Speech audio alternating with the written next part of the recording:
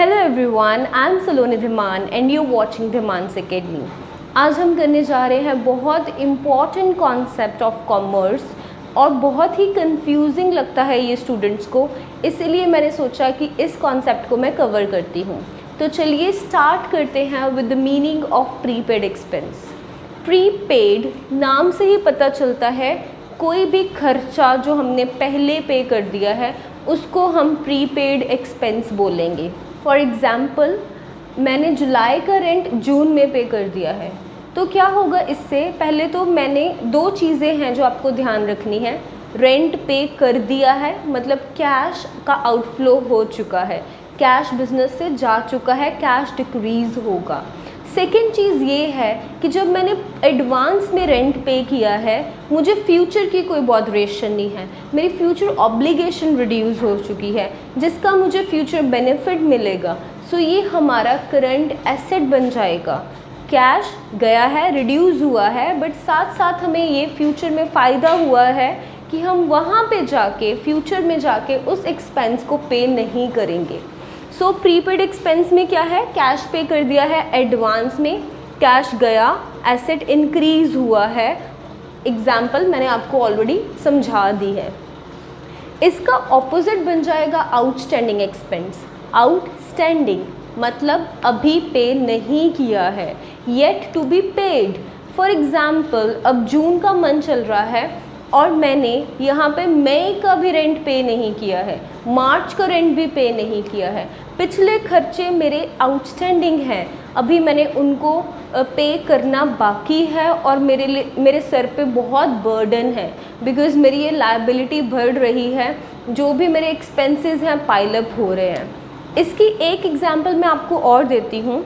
Lockdown के time पे बहुत सारी इंडस्ट्रीज़ बंद थी, तो क्या हुआ, उन्होंने वर्कर्स की सैलरी पे नहीं की है, मतलब पिछले मंथ्स की सैलरी अभी तक पे नहीं की है, तो वो कंपनी के लिए एक लायबिलिटी है जो उसको आने वाले टाइम पे करनी पड़ेगी।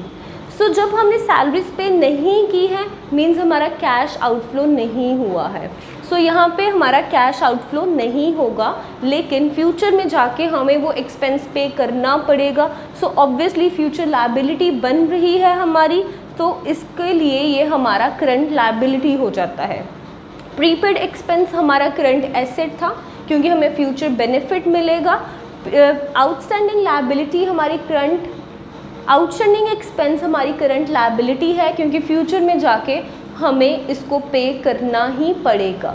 आई hope you are clear with these two terms. अब हमारी नेक्स्ट टर्म है accrued income and income in advance. On the left side of board मैंने यहाँ पे बाइफिकेशन किया है। They both were expenses.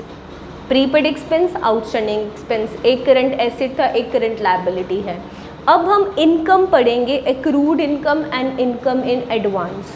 अब देखो क्या है एक्रूड इनकम। इनकम अर्न हो गई है, पैसे अभी नहीं मिले हैं, cash yet to be received. यहाँ पे क्या था? कैश, यहाँ पे येट टू बी पेड है, और यहाँ पे इसका ऑपोजिट है cash yet to be received. हमारी इनकम्स हैं क्योंकि ये, और ये हमारे एक्सपेंस थे। तो इसका मैं आपको एक एग्जांपल दे देती हूँ। Rent of March yet to be received. मैंने सेम एग्जांपल इसीलिए लिया है ताकि आपको कॉन्सेप्ट क्लियर हो जाए। मेरी एक शॉप है और उसको मैंने रेंट पे दिया है। लॉकडाउन कारण मेरे टेनेंट ने मुझे रेंट पे नहीं किया है, लेकिन इन फ्यूचर वो मुझे रेंट पे करेगा। सो आप कह सकते हो कि मार्च अप्रैल मई का, क्योंकि मार्च से लॉकडाउन हुआ है, मार्च अप्रैल मई का रेंट मुझे अर्न हो चुका है, मतलब I am eligible to receive the rent, पर अभी तक मुझे पैसे नहीं मिले हैं। सो इसमें कैश इनफ्लो नहीं हुआ है। Point to be noted here, इन दोनों में कैश आउटफ्लो होगा, इन दोनों में कैश इनफ्लो होगा। तो यहाँ पे अभी कैश इनफ्लो नहीं हुआ है, पैसे अभी हमें नहीं मिले हैं, लेकिन इनकम अर्न हो चुकी है। अब माई क्वेश्चन हेयर इज़, पैसे नहीं मिले, फ्यूचर में मिलेंगे, मीन्स फ्यूचर बेनिफिट होगा, इसी कारण ये हमारा करंट एसेट है, फ्यूचर में हमें इसके पैसे मिलने हैं। Coming on to the last terminology, income in advance. हमें पहले ही इनकम मिल चुकी है एडवांस में, अभी इनकम अर्न नहीं हुई है, लेकिन हमारे कस्टमर्स इतने अच्छे थे, पहले उन्होंने हमें पैसे दे दिए हैं। जैसे इसमें कैश इनफ्लो हो चुका है, इसमें कैश इनफ्लो नहीं हुआ था। So services are yet to be rendered, अभी हमने सर्विसेज प्रोवाइड करनी है और हमारी फ्यूचर लायबिलिटी है, ऑब्लिगेशन है। Now I will take one example. Suppose I am working in some organisation, तो अभी मेरे बॉस बहुत अच्छे हैं, बहुत रिच हैं, उन्होंने ये सोचा है चलो ठीक है सलोनी को 2 मंथ्स का एडवांस में पे कर दूँ, ठीक है। अब मुझे 2 मंथ्स की सैलरी एडवांस में मिल गई है। अब मैं क्या करूँगी, आराम से घर बैठूँगी, घूमने फिरने जाऊँगी, क्योंकि सैलरी तो मुझे मिल ही गई है। आपको लगता है ऐसा हो सकता है? No, it's not possible. चाहे मुझे सैलरी मिल चुकी है एडवांस में, मुझे उन 2 महीने ऑफिस जाके काम करना पड़ेगा।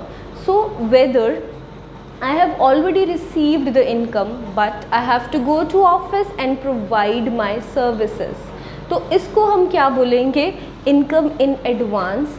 कैश इनफ्लो हो चुका है, cash has already been received, but अभी मैं जाके वहाँ काम करूँगी, सर्विसेज अभी प्रोवाइड करूँगी। अभी भी मेरे सर पे बर्डन रहेगा कि यार ऑफिस जाना है, काम ख़त्म करना है। सो ये हमारी फ्यूचर ऑब्लिगेशन है और लायबिलिटी है।